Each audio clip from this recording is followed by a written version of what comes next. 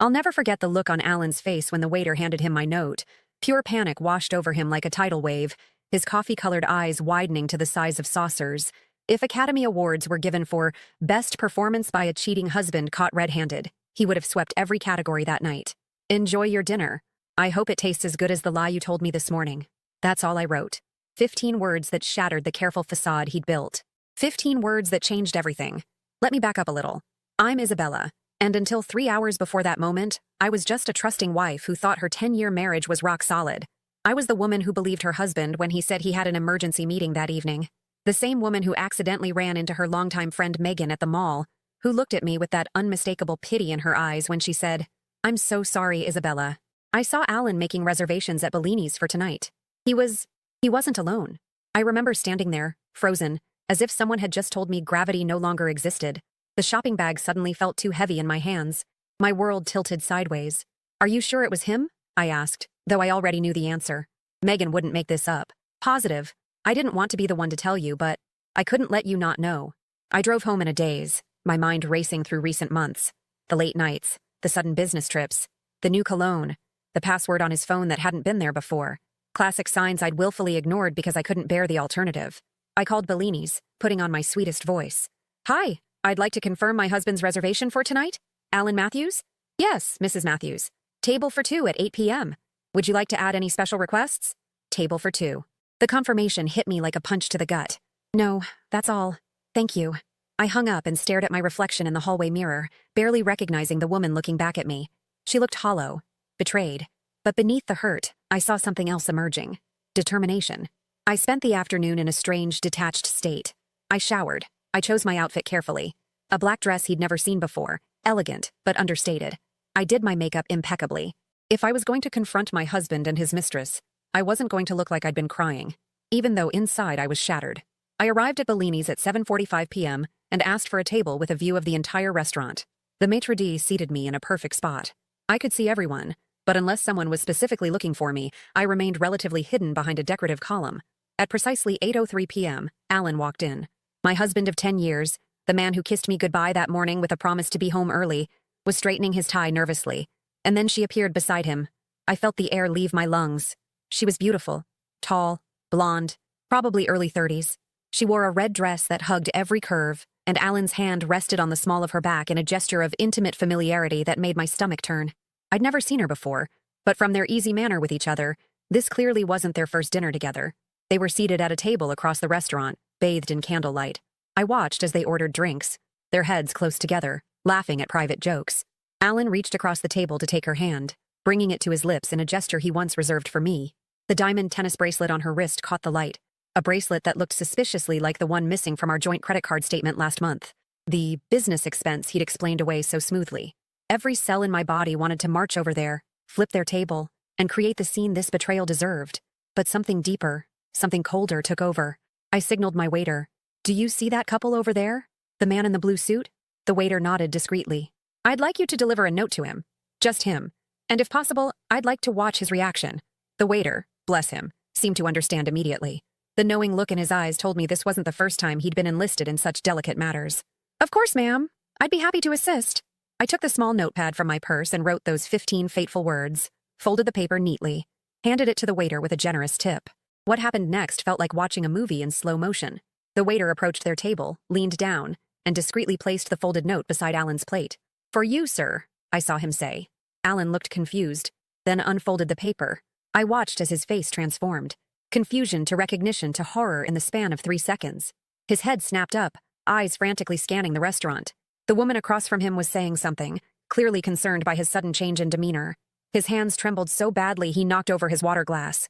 The woman reached out to steady him, but he pulled away, still desperately searching the room. That's when I stood up and let him see me. Our eyes met across the crowded restaurant. In that moment, I felt something break permanently inside me, but also something else being born. Something stronger. I didn't cause a scene. I didn't rush over. I simply raised my glass in a mock toast, held his gaze for 10 excruciating seconds, and then turned and walked out of the restaurant with my head held high. The night air hit my face as I stepped outside, and only then did I allow the first tear to fall. Alan didn't come home that night. I sat in our darkened living room until 3 a.m., rehearsing what I would say when he finally showed his face.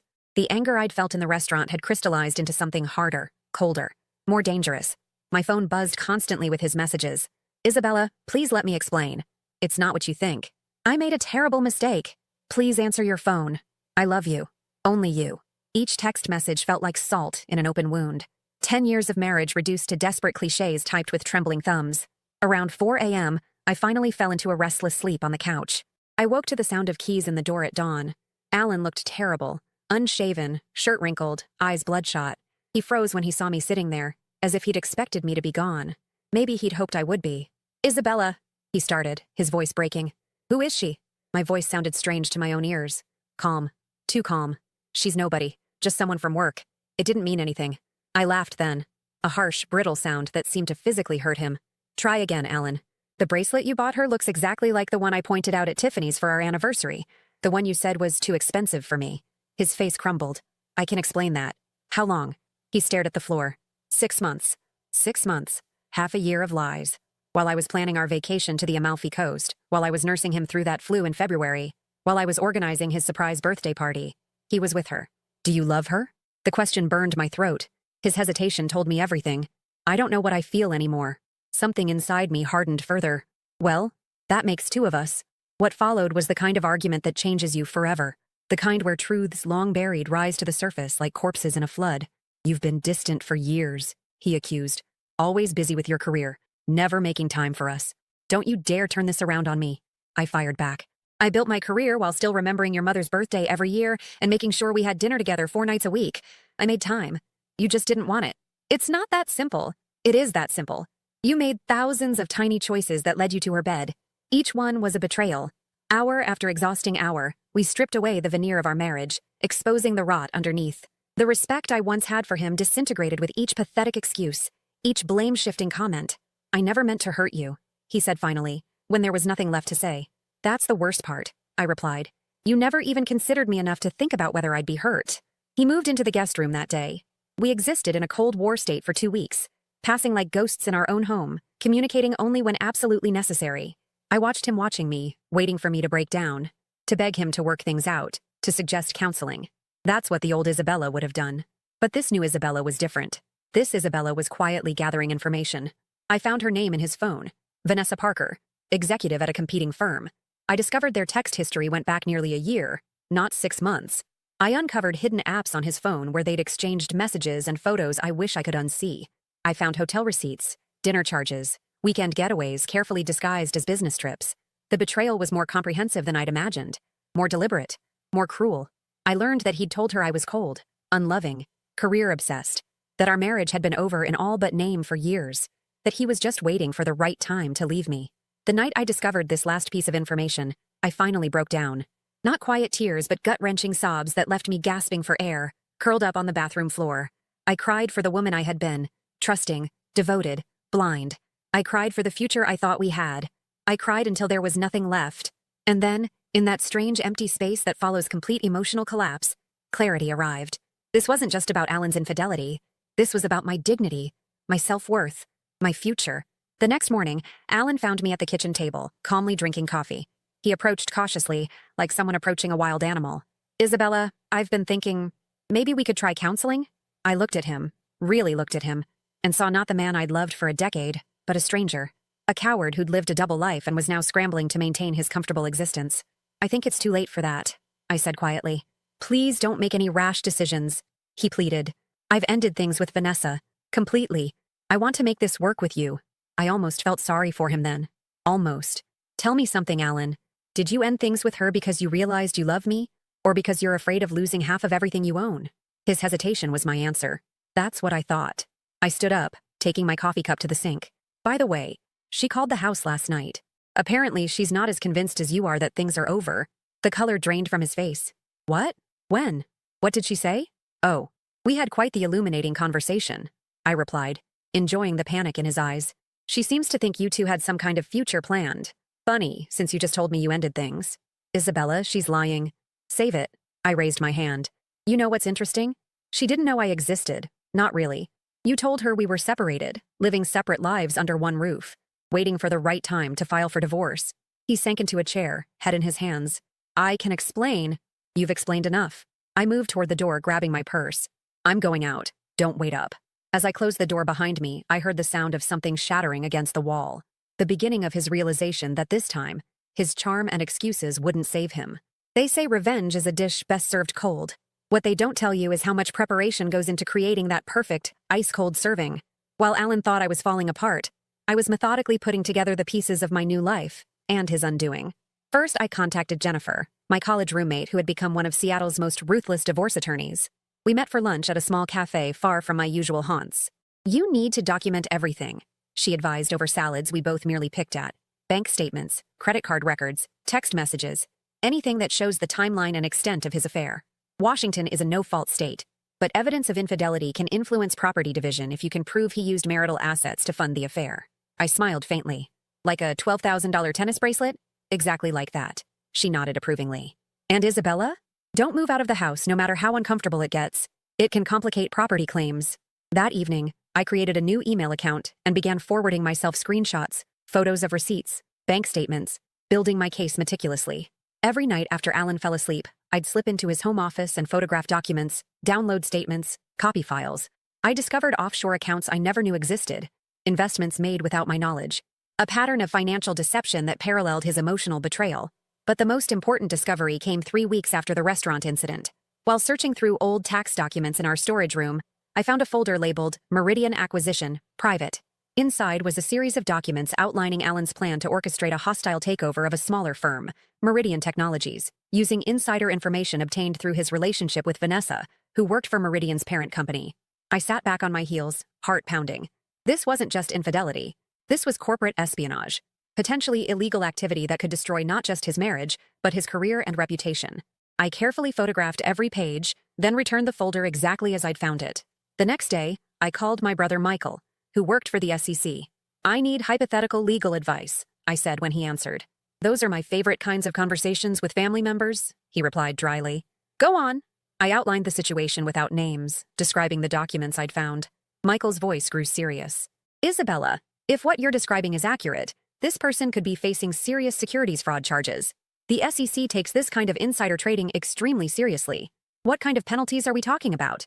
"Substantial fines, potentially criminal charges depending on the extent, definite end of career in finance, possible jail time." He paused. "Why are you asking these very specific hypothetical questions?" "Just research for a novel I'm thinking about writing." I lied smoothly. "Thanks for the insight." With this new information, I began constructing a 3-pronged plan. First, financial protection. I quietly moved half of our joint savings into a new account in my name only, an amount I could legally justify as my portion of marital assets. I consulted with a financial advisor about protecting my own investments and credit. Second, professional leverage. I compiled a dossier of Alan's corporate espionage activities, not to submit to authorities yet, but to hold in reserve. Nuclear option. Third, and this was the part that gave me a grim satisfaction, I arranged to meet Vanessa. I chose a quiet hotel bar downtown, neutral territory. She arrived 15 minutes late, sliding into the booth across from me with a mixture of defiance and curiosity on her face. "I wasn't sure I should come," she said, signaling the waiter for a drink. "Yet here you are," I replied, studying her. Up close, she looked younger, her confidence more fragile than it had appeared in the restaurant. "What do you want, Isabella? To threaten me? Tell me to stay away from your husband?" There was a challenge in her voice, but also uncertainty. I smiled slightly. "Actually, I wanted to thank you." That caught her off guard. "Thank me? For showing me who Alan really is before I wasted any more of my life on him." I took a sip of my martini. "How much has he told you about our marriage?" She shifted uncomfortably. "He said it was over in all but name. That you two were basically roommates. That you were focused on your career and didn't care about him anymore." I nodded. "And the separate bedrooms? The impending divorce?" "Let me guess. Just waiting for the right time?" A flicker of doubt crossed her face. "Yes. Did you know we renewed our vows last year in Hawaii? That we were trying for a baby this spring? These weren't true. But I needed to see her reaction." Her face paled. That can't be right." I pulled out my phone, showing her photos of our recent anniversary dinner, the weekend trip to Vancouver 2 months ago, the Christmas card where we looked every bit the happy couple. "He's lied to both of us, Vanessa. The difference is, I'm done believing him." She stared at the photos, then raised her eyes to mine. "Why are you showing me this? What do you want?" I leaned forward. "I want you to understand who you're really involved with. Not just a cheater, but someone who uses people." "You don't know anything about our relationship," she said defensively, but her voice wavered. "I know he's using information you provide about Meridian to orchestrate a takeover that will likely result in mass layoffs, including probably yours." I kept my voice matter of fact, watching the shock spread across her face. "That's not..." He wouldn't. He would, and he is. I've seen the documents. I took another sip of my drink. I'm not here to fight with you over Alan. You can have him. Though I suspect he'll discard you too once he's gotten what he wants. I'm here because women should warn each other about predators. Her hand trembled as she reached for her wine glass. I need to think. This is a lot to process. Take all the time you need. I placed a business card on the table between us. My private number is on the back. Call me when you're ready to talk more. As I stood to leave, she looked up at me, confusion and anger warring in her expression. Why would you help me? I considered this for a moment. Because Alan hurt both of us. And because I believe in karma. Walking out of that bar, I felt a strange sense of power returning. Not the desperate anger of betrayal, but something steadier, more purposeful. That night, I slept soundly for the first time in weeks. Alan noticed the change in me the next morning, eyeing me suspiciously over breakfast. You seem different, he ventured. I smiled enigmatically. Do I? I hadn't noticed. He studied my face, trying to read what was happening behind my eyes. Isabella, I've been thinking a lot about us, about what happened. Save it for someone who still cares, Alan. I cut him off gently, almost kindly. I have a busy day ahead. As I walked out the door, I caught my reflection in the hallway mirror, shoulders back, head high, a glint of determination in my eyes. The woman looking back at me wasn't broken anymore. She was ready. 3 days later, my phone rang with an unknown number. When I answered, Vanessa's voice came through, quiet but resolute. I'm ready to talk, she said, and I have something you should see. The pieces of my plan were falling into place, one by one. I just needed to be patient for a little longer. The quarterly board meeting of Matthews Financial Advisors was scheduled for 10 a.m. on a rainy Tuesday in September.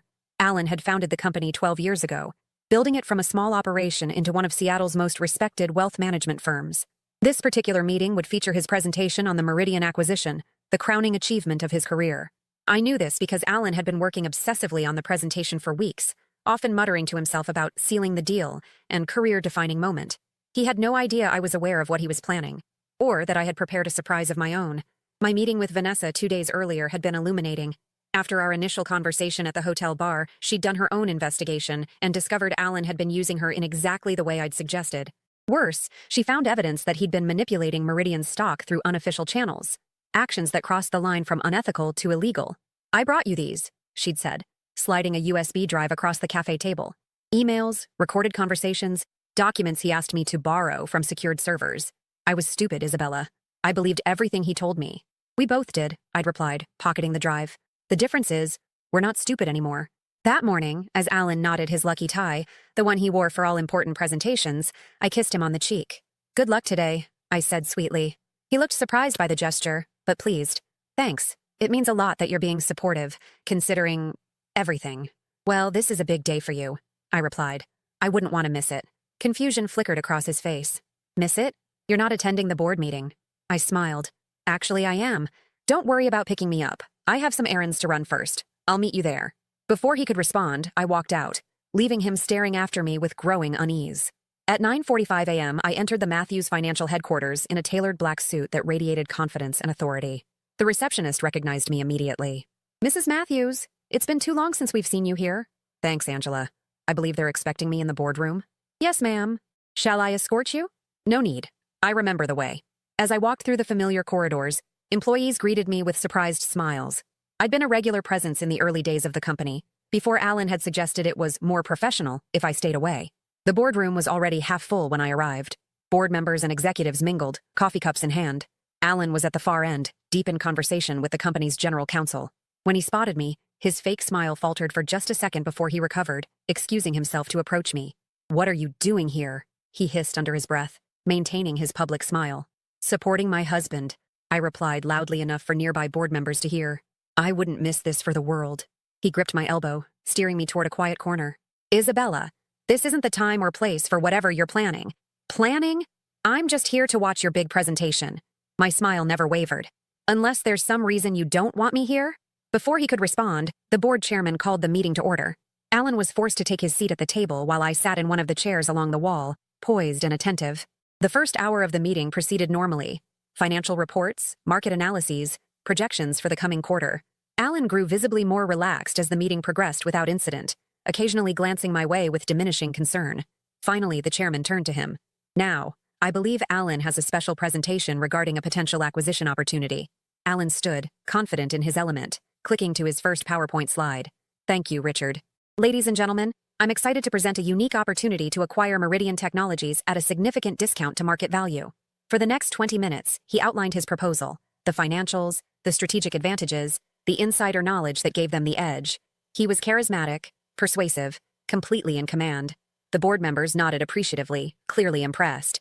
In conclusion, Alan said, this acquisition represents not just a sound financial decision, but a transformative opportunity for Matthews Financial to expand into new markets with minimal risk. A smattering of applause followed. The chairman smiled broadly. Very impressive, Alan. Before we move to questions, I believe your wife has requested a moment to address the board. As a significant shareholder in the company, we've granted her request. Alan's head snapped toward me, alarm spreading across his face like a wildfire. Thank you, Richard, I said, rising from my seat and moving to the front of the room. I connected my laptop to the projector, calmly replacing Alan's presentation with my own. As Alan's wife and, as mentioned, a significant shareholder in this company, I feel obligated to bring some concerning information to the board's attention before any decision is made regarding the Meridian acquisition. The first slide appeared. Emails between Alan and Vanessa discussing confidential Meridian information. What you're looking at is evidence of corporate espionage and insider trading, I said calmly. Alan has been obtaining confidential information through an inappropriate relationship with a Meridian employee. Gasps echoed around the table. Alan half rose from his chair. This is ridiculous. Isabella is clearly trying to— Please let me finish, Alan, I interrupted smoothly. I have documented evidence of at least 17 instances where you used non-public information to position Matthews Financial advantageously prior to this acquisition attempt. I clicked through to the next slides. Bank transfers, recorded conversations, the documents Vanessa had provided. Furthermore, the SEC has been provided with this same information as of 8 a.m. this morning, I continued, watching the color drain from Alan's face. The general counsel leaned forward. Mrs. Matthews, these are extremely serious allegations. They're not allegations, James. They're documented facts. And I believe they expose this company to significant legal and financial risk. I turned to face the stunned board members directly. I'm not here to destroy what Alan has built. I'm here to protect it, and all of you, from his increasingly reckless behavior. Alan finally found his voice. This is absurd. She's making this up because of personal issues between us. Personal issues? I raised an eyebrow. You mean your affair with Vanessa Parker? The same Meridian employee who provided you with this insider information? The affair you funded with company resources? I clicked to another slide showing expense reports, hotel charges, gifts, all billed to the company. The room fell silent. Alan looked around desperately, finding no allies among the shocked faces of the board. I move that we suspend this acquisition discussion pending a full internal investigation, said one of the older board members, breaking the silence. Seconded, said another immediately. The chairman cleared his throat. Alan, I think you should step out while the board discusses this matter privately. This is my company, Alan protested, desperation edging into his voice. A company with shareholders, legal obligations, and a reputation to protect, the chairman replied firmly. Please wait outside. As Alan stormed out, throwing me a look of pure hatred, I gathered my things calmly. Mrs. Matthews, the general counsel called as I prepared to leave.